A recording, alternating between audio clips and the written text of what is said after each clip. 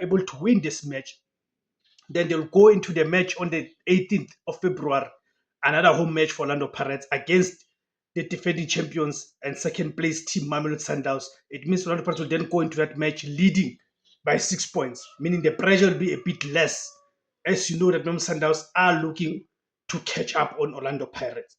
So we are previewing that match. Go to your comment section, guys, and give me your predictions. Who do you think is going to emerge victorious in this match, and by how many goals?